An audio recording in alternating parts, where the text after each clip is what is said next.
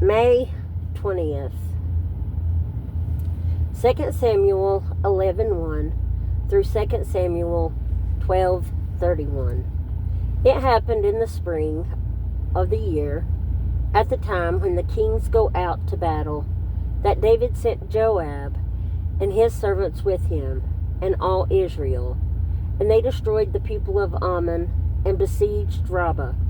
But David remained at Jerusalem. Then it happened one evening that David arose from his bed and walked on the roof of the king's house. And from the roof he saw a woman bathing, and the woman was very beautiful to behold. So David sent and inquired about the woman. And someone said, "Is this not Bathsheba, the daughter of Eliam, the wife of Uriah the Hittite?" Then David sent messengers and took her, and she came to him, and he lay with her, for she was cleansed from her impurity, and she returned to her house. And the woman conceived. So she sent and told David, and said, "I am with child." Then David sent to Joab, saying, "Send me Uriah the Hittite." And Joab sent Uriah to David.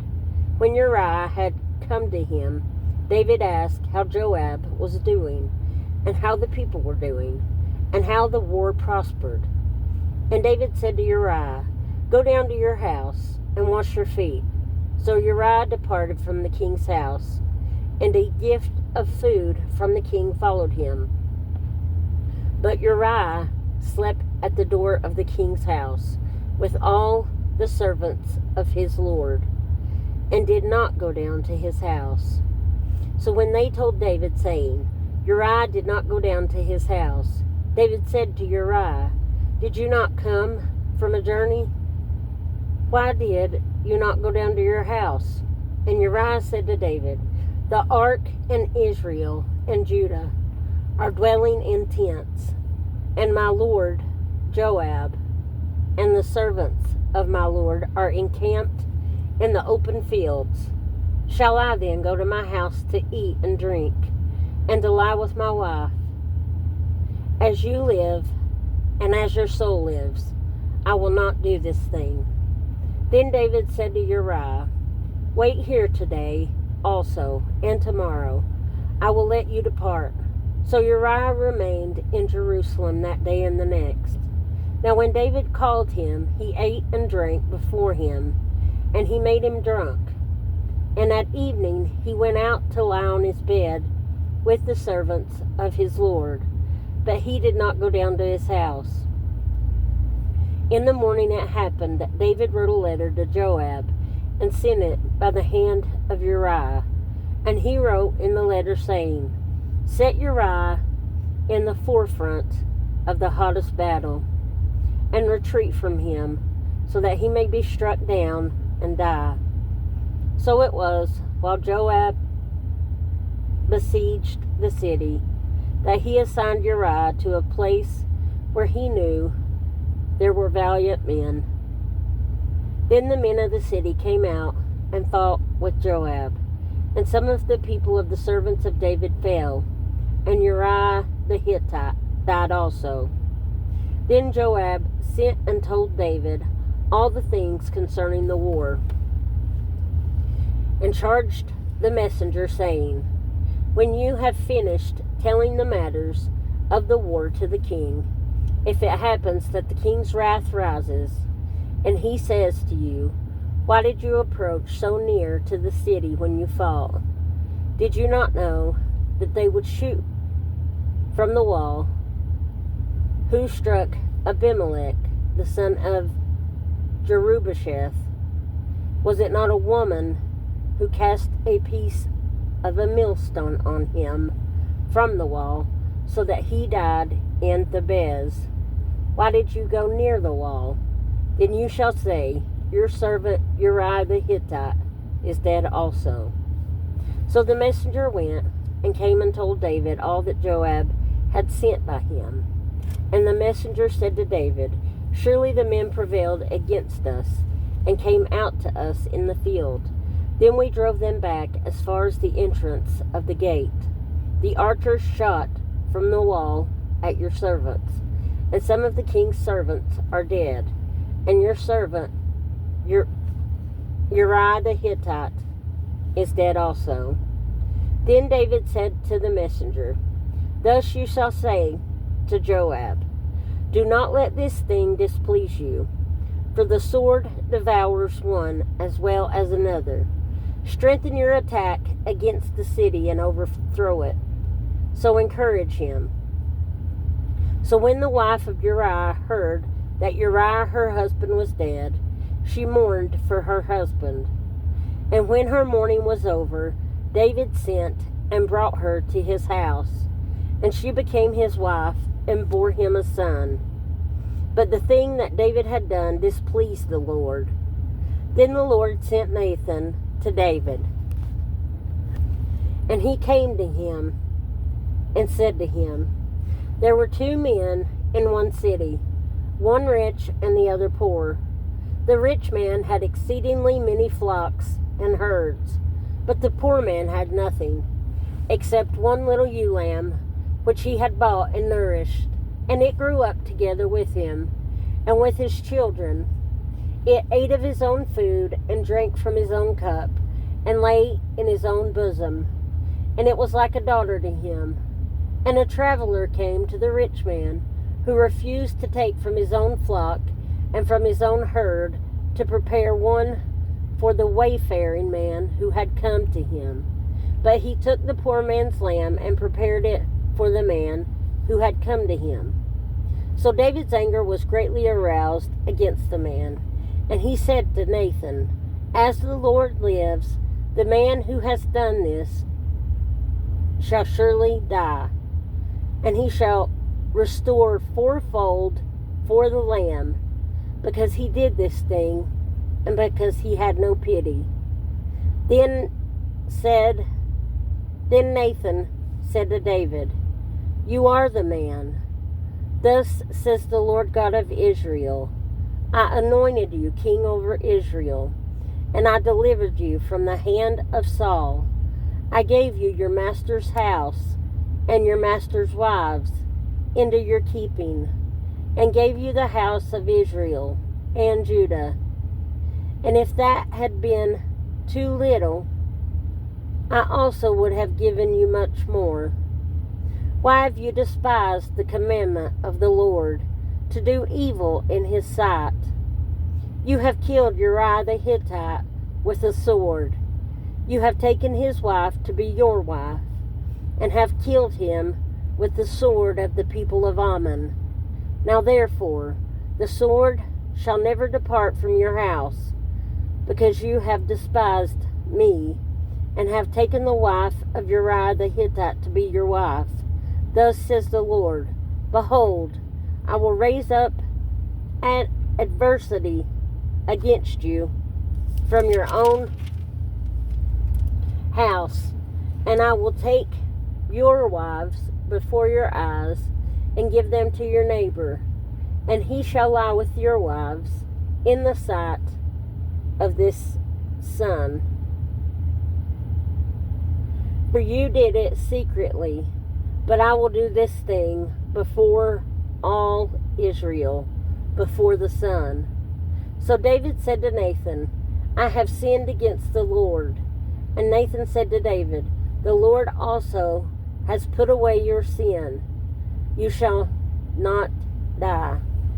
However, because by this deed you have given great occasion to the enemies of the Lord to blaspheme, the child also who is born to you shall surely die.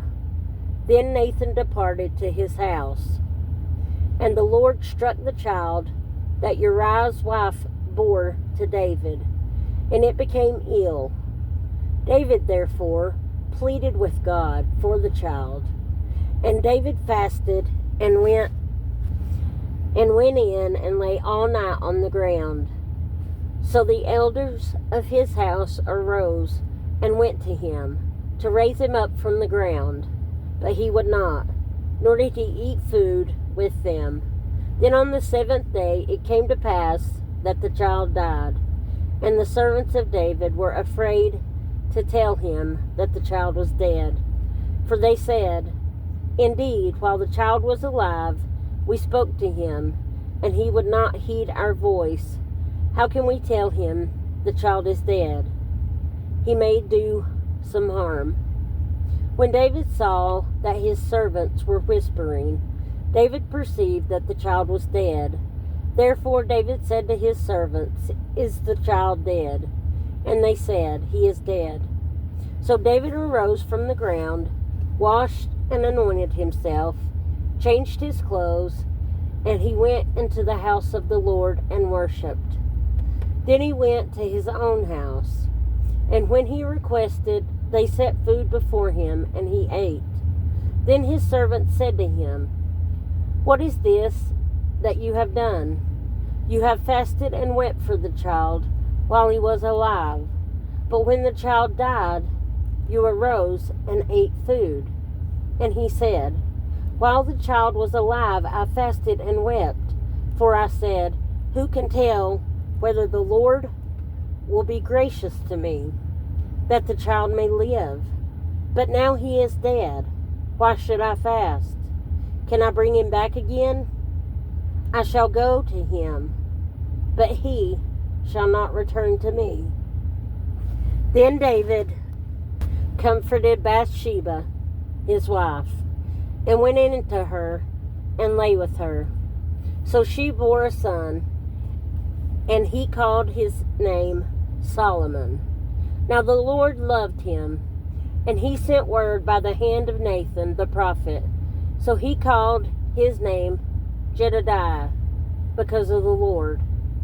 Now Joab fought against Rabbah of the people of Ammon, and took the royal city. And Joab sent messengers to David and said, I have fought against Rabbah, and have taken the city's water supply. Now therefore, gather the rest of the people together, and encamp against the city, and take it, lest I take the city, and it be called after my name.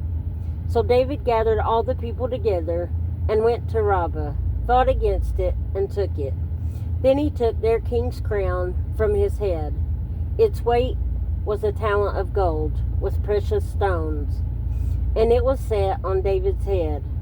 Also he brought out the spoil of the city in great abundance, and he brought out the people who were in it, and put them to work with saws and iron picks and iron axes, and made them cross over to the brickworks.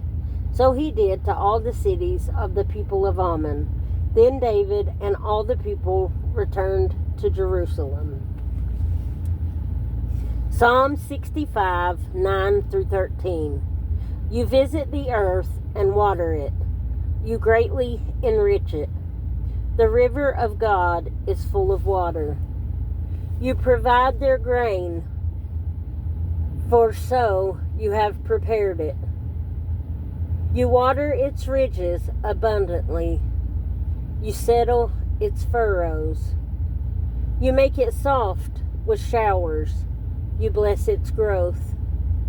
You crown the year with your goodness, and your paths drip with abundance. They drop on the pastures of the wilderness, and the little hills rejoice on every side. The pastures are clothed with flocks. The valleys also are covered with grain. They shout for joy. They also sing. Proverbs 16, 22 through 24. Understanding is a wellspring of life to him who has it, but the correction of fools is folly. The heart of the wise teaches his mouth, and adds learning to his lips. Pleasant words are like a honeycomb, sweetness to the soul, and health to the bones. John 6, 22 through 51. On the following day, when the people who were standing on the other side of the sea saw that there was no boat there except the one which his disciples had entered, and that Jesus had not entered the boat with his disciples, but his disciples had gone away alone. However, other boats came from Tiberias near the place where they ate bread after the Lord had given thanks. When the people therefore saw that Jesus was not there, nor his disciples, they also got into boats and came to Capernaum seeking Jesus. And when they found him on the other side of the sea, they said to him, Rabbi, when did you come here? Jesus answered them and said, Most assuredly I say to you, you seek me not because you saw the signs, but because you ate of the loaves and were filled. Do not labor for food which perishes, but for the food which endures to everlasting life, which the Son of Man will give you, because God the Father has set his seal on him. Then they said to him, What shall we do, that we may work the works of God? Jesus answered and said to them, This is the work of God, that you believe in him who he sent. Therefore they said to him, What sign will you perform then, that we may see it and believe you? What work will you do?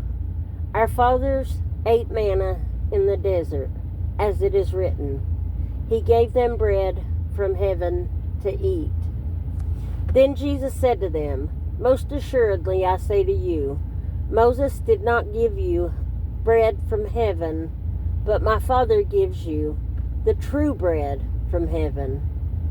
For the bread of God is he who comes down from heaven and gives life to the world. Then they said to him, Lord, give us this bread always. And Jesus said to them, I am the bread of life. He who comes to me shall never hunger, and he who believes in me shall never thirst. But I said to you that you have seen me, and yet you do not believe. All that the Father gives me will come to me, and the one who comes to me I will by no means cast out. For I have come down from heaven, not to do my own will, but the will of him who sent me. This is the will of the Father who sent me, that all he has given me I should lose nothing, but should raise it up at the last day. And this is the will of him who sent me, that everyone who sees the Son and believes in him may have everlasting life, and I will raise him up at the last day.